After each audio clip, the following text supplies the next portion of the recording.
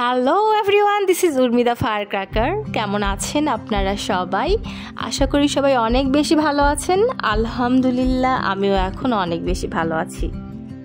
আপনারা জানেন 21শে জুলাই আমার বার্থডে ছিল, বাট সেদিন আমি হসপিটালে থাকার কারণে আমার বার্থডে সেলিব্রেট করা হয়নি।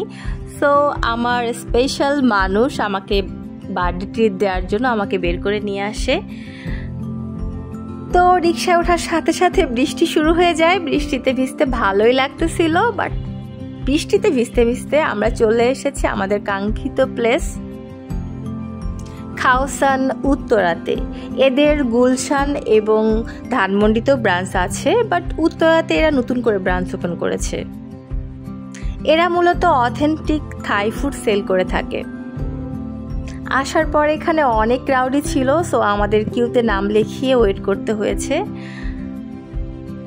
সো ফার্স্টেই আমি ট্রাই করি আইসড মাইলো, যেটা আমার অনেক বেশি ভালো লেগেছে, যা আমার এক্সপ্রেশন দেখেই বোঝা যাচ্ছে। এরপর ট্রাই করি ক্রিমি লেমনেড, যেটা আমার একদমই ভালো লাগে নাই। আর মানে সেটাও বুঝতে পাচ্ছেন যে আমাকে দেখেই বুঝতে পাচ্ছেন যে আমার একটুও ভালো লাগে নাই। এরপর ট্রাই করি চিকেন লেমন গ্রাস সুইমাই, যেটা মুখে দেওয়ার সাথে সাথে আমার অনেক বেশি মজা লেগেছিল, অনেক বেশি মজার ছিল। বাট গরম লাগার কারণে আমার একটু প্রবলেম হচ্ছিল।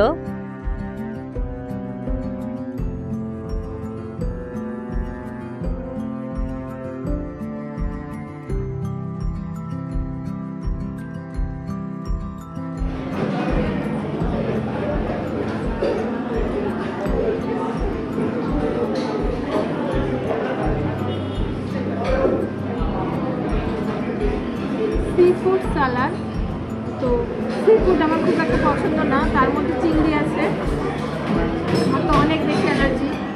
ক্র্যাব আছে, হ্যাঁ ক্র্যাবও আছে, স্কুইড আছে, স্কুইডও আছে। স্কুইড কেমন না? এছাড়াও আমরা অর্ডার করেছিলাম beef in black pepper, chicken in holy basil and classic Thai fried rice.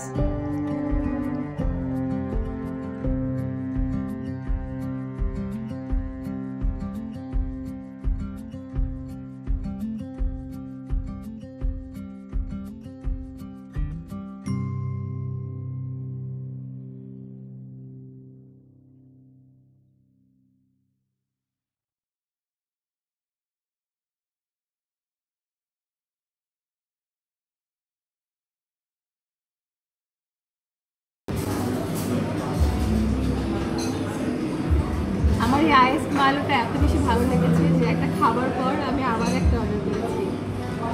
আপনারাও ট্রাই করে দেখবেন, অবশ্যই ভালো লাগবে।